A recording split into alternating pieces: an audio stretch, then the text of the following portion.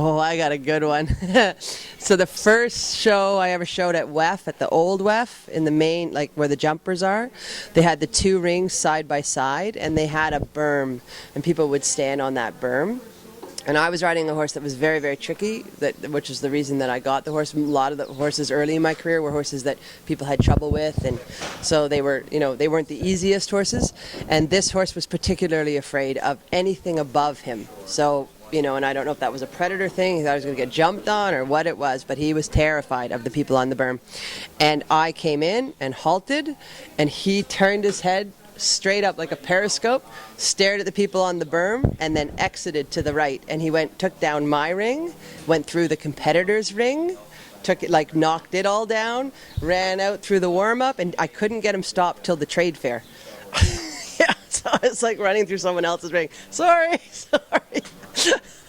Yeah, and then I didn't retire after that, which I probably should have. One of the first freestyles that I rode here at Global with Rosemarin, and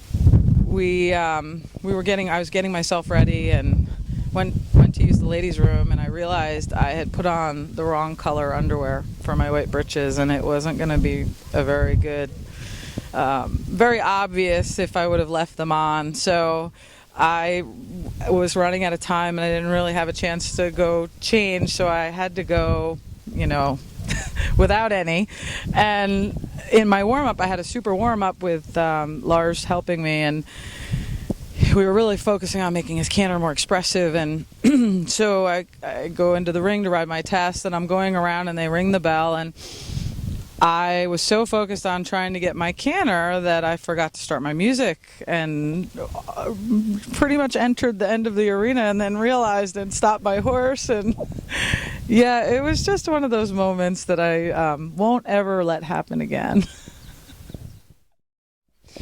Okay, so this was when I was 16 and thought I knew everything. I was riding a potential borrowed horse in a competition. As I said before, I can do this, I know everything. And she's like, not listening, not paying attention. I always recommend paying attention now. She told me that he could be spooky at the judge, and I was like, oh, fine. This horse, we trotted in, halted.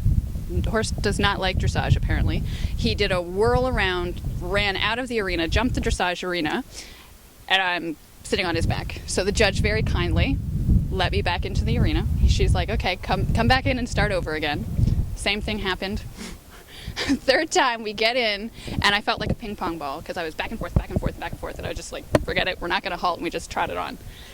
That was probably my most embarrassing moment, because she had told me flat out that this horse is going to do this, and I was 16 years old and was like, I know everything, no problem.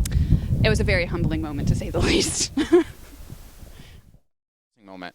I have two most embarrassing moments, probably. One from when I was a kid that I'll always remember is a time when I was at a competition where you won medals. I don't even remember the competition. I was probably 12 or something, and I won like 2 or 3 gold medals on my pony, and they did a whole awards ceremony. It was a big deal, and it was in a stadium, and they had a podium in the middle, and so they call your name to go get your awards, and I thought I was going to be really cool and like jump over the wall into the arena, and tripped and fell in front of everybody to go get my gold medal. So I thought I was being all cool, gonna go get this.